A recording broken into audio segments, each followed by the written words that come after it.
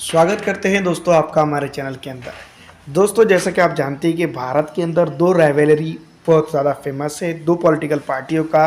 आपसी जुगाड़, आपसी गठबंधन, आपसी विरोध, आपसी सब चीज़ें बहुत ज़्यादा फेमस है, जिसमें हम कह सकते हैं भारतीय राष्ट्रीय कांग्रेस पार्टी और बीजेपी दोनों ही प्रमुख पार्टियां हैं भारत की राजनीति के अंदर अगर देखा जाए तो। वैसे तो कई छत्रप मौजूद है, लेकिन इन तमाम तर नेताओं ने अब तक के इतना बड़ा जो तो भारतीय प्रधानमंत्री नरेंद्र मोदी के लिए चैलेंज खड़ा नहीं किया होगा। उससे कई बड़ा चैलेंज जो तो फिलहाल मैं आपको बता दूं कि भारतीय जनता पार्टी के एक नेता है जिन्होंने जो है तो डायरेक्ट प्रधानमंत्री नरेंद्र मोदी के सामने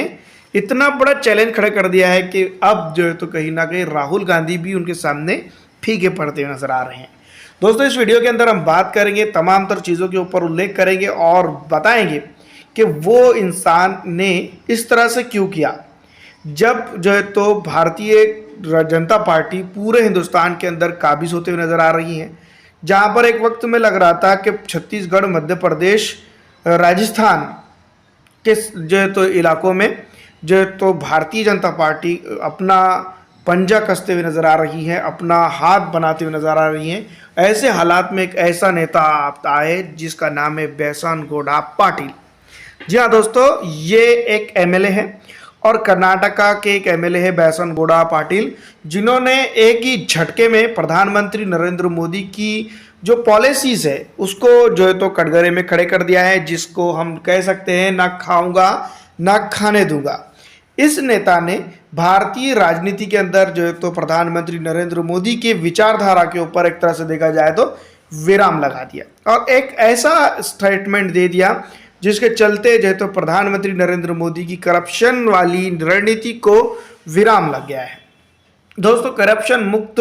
भारत की बात कहीं ना कहीं प्रधानमंत्री नरेंद्र मोदी जरूर करते हैं, लेकिन करप्शन युक्त बीजेपी की बात जो है तो अब इनके ही नेता बैसनगौड़ा पाटिल ने, जो कर्नाटका के एमएलए हैं मौजूदा, उन्होंने ये बात कह दी है। उन्होंने साथ ही साथ इल्ज़ाम ये भी लगा दिया है कि 40,000 करोड़ रुपए का घोटाला बीएस येदियुरप्पा की बीजेपी सरकार के दौरान हुआ है। 40,000 का घोटाला दोस्तों एक छोटा मोटा घोटाला नहीं है, पूरे 40,000 करोड़ है। और जो है तो मैं आपको बता दूं कि ये एक बहुत बड़ी रकम होती है किसी भी स्टेट के लिए। दोस्तों मैं आपको बता दूं कि वो स्टेट जो फिलहाल जो है तो यहाँ पर सिद्धरामैया जो है तो अपनी हुकूमत कर रहे हैं और वो लगातार बार बार जो है तो प्रधानमंत्री नरेंद्र मोदी से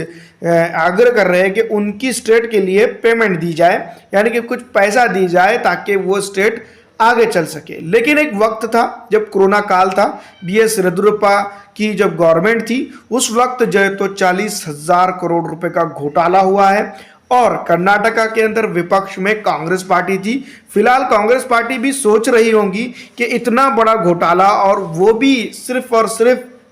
कोरोना काल के दौरान, जो पेशेंटों के लिए, मरीजों के लिए ज़्यादा बिल बताकर हुआ है। दोस्तों मैं आपको बता दूं कि बीएस येदियुरप्पा की गवर्नमेंट के अंदर वैसे तो कमीशन वाली गवर्नमेंट इसको कहा जा रहा था, जिसके चलते जो है तो मैं आपको बता दूं कि कर्नाटका के अंदर सरकार बदली है। ये तमाम बातें हम तमाम ही जानते हैं, लेकिन जिस तरह से बीएस येदियुरप्पा पे फिलहाल उनकी गवर्नमेंट के ऊपर जो है तो इल्ज़ाम लगते नजर आ रहे हैं, और बीएस येदियुरप्पा बताया जाता है कि भारत के प्रधानमंत्री नरेंद्र मोदी के काफ़ी निकटतम साथी है, और उनके ऊपर जिस तरह से जो तो ये इल्ज़ाम तराशी हो रही है वो सीधी तौर पर भारत के प्रधानमंत्री नरेंद्र मोदी की छवि को बदनाम करने की या छवि धूमिल करने की बात कह रही है फिलहाल तो भारतीय जनता पार्टी। लेकिन जिस तरह से ये शख्स ने कहा है कि बीजेपी ने किया है 40,000 करोड़ का महा घोटाला, वो भी सिर्फ कर्नाटका के अंदर, और वो भी बीएस येदियुरप्पा की गवर्नमेंट के दौरान हुआ है। और उन्होंने ये तक कह दिया है अगर मुझे पार्टी से निकाला गया तो मैं एक एक नेताओं के नाम उसके अंदर घोषित कर दूंगा। वहीं फिलहाल मौजूदा गवर्नमेंट की अगर बात की जाए तो कर्नाटका के अंदर सिद्धरामैया की गवर्नमेंट है, जो कांग्रेस पार्टी के नेता हैं। उन्होंने जो है तो बीएस बैसनगौड़ा जो पाटिल है उनके सामने ये स्टेटमेंट रख दिया है कि आप उन लोगों के नाम हमारे पास लाइए, हम जो है तो भारतीय संविधान के मुताबिक उसके ऊपर कड़ी से कड़ी जो है तो कार्रवाई करेंगे। और कार्रवाई ही नहीं बल्कि मैं आपको बता दूं कि ये एक तरह से देखा जाए तो संजीवनी साबित हो सकता है। उन लोगों के लिए जो लोकसभा चुनाव के लिए तैयारी कर रहे हैं, यानी कि इंडिया गठबंधन के लिए। और इंडिया गठबंधन के लिए ये इतनी बड़ी संजीवनी साबित हो सकता है जिसको इस्तेमाल करके इंडिया गठबंधन काफी कुछ चीजें कर सकता है कर्नाटका के अंदर। लेकिन अगर करे तो तब ना। अब मैं आपको बता दूं कि व्यासनगौड़ा पाटिल के ऊपर जिस तरह से उन्होंने, ऊपर नहीं, जिस तरह से उन्होंने ये बातें कही है कि मैं अगर पार्टी से निकाला जाता हूं, तो स्टेटमेंट जो दिया गया है, अगर वो पार्टी से उनको निकाला जाता है तो वो एक एक नेताओं के नाम निकाल देंगे। और फिलहाल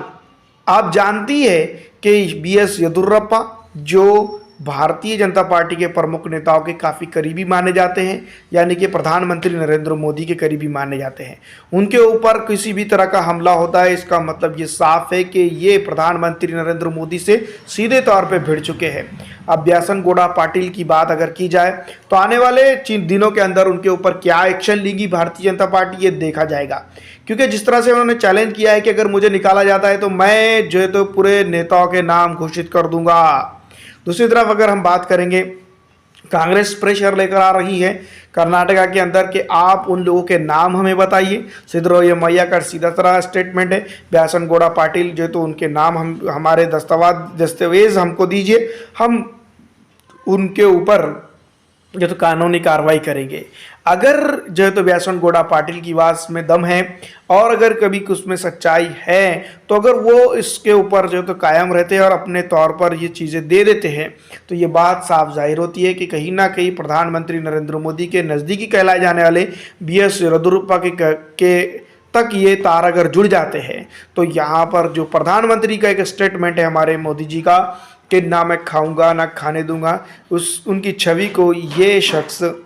धूमिल कर सकता है। व्यासनगौड़ा पाटिल यहाँ पर आकर जो तो अपनी तरह से अगर देखा जाए तो काफ़ी कुछ चीज़ें बदल सकते हैं। कर्नाटका के अंदर जो तो पॉलिटिकल ड्रामा जिस तरह से चल रहा है उसको लेकर जो तो चिन्ह लग सकता है। और यहाँ पर जो तो अगर ये 2-3 नेताओं के नाम घोषित करते हैं तो एक साथ काफ़ी कनेक्टिंग लिंक मिल सकती है और BS येदियुरप्पा को जो है तो काफ़ी कुछ चीज़ें सहन करना पड़ सकते हैं आगे चलकर। दूसरी तरफ मैं आपको बता दूं कि अगर इसके तार खोलने में अब जो है तो ये स्टेटमेंट आया, उसके पीछे अगर कर्नाटका गवर्नमेंट जाती है तो सीधी तौर पर कांग्रेस को लोकसभा चुनाव के अंदर कर्नाटका के अंदर फ़ायदा हो सकता है। वहीं मैं आपको बता दूं कि इंडिया गठबंधन इसको लेकर जो है तो काफ़ी अच्छा मुद्दा बना सकता है। अगर आगे चलकर ये मुद्दा तूल पकड़ता है तो भारतीय जनता पार्टी की जो छवि है कर्नाटका ही नहीं बल्कि दूसरे अलग स्टेटों के अंदर भी धूमिल हो सकती है, जिसके चलते इंडिया गठबंधन को काफ़ी फ़ायदा हो सकता है, या फिर यूँ भी कहा जाए एक संजीवनी की तरह